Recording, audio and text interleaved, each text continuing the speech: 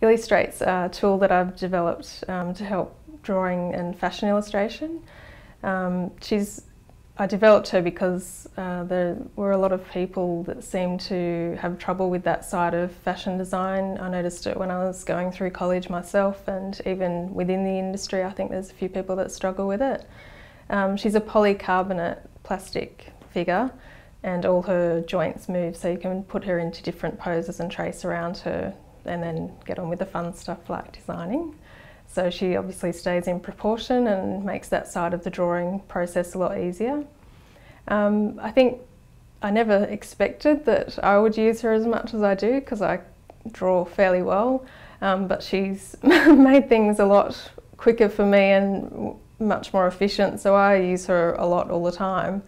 But the other reason why I developed her was because I thought that there's probably a lot of people out there who are creative but may be a bit too scared to think, oh, I'll try fashion design just because of the drawing side of it, because they're a bit worried about having to be good at that, I guess.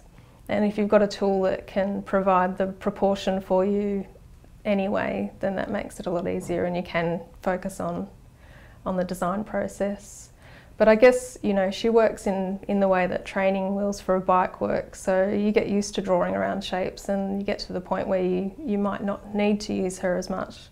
She is quicker though, so you probably would like to. And once you've got the basic outline, then you start with the fun part of designing her outfit. So that's basically what her silhouette will look like once you finish drawing around her.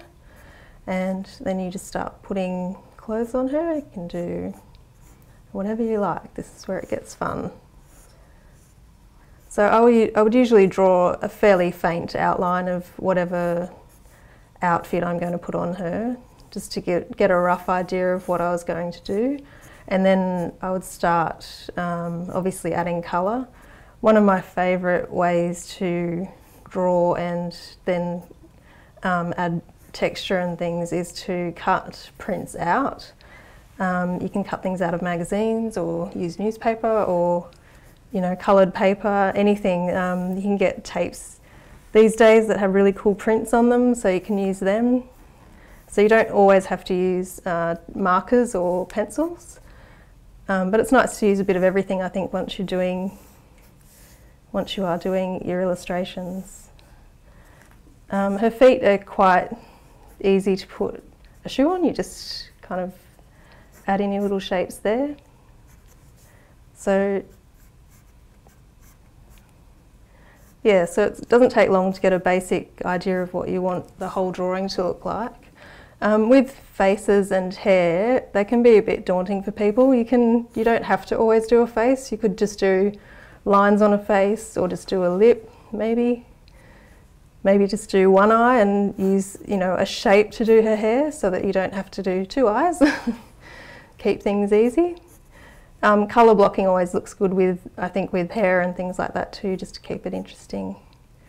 So it keeps it a bit easier to get things looking right.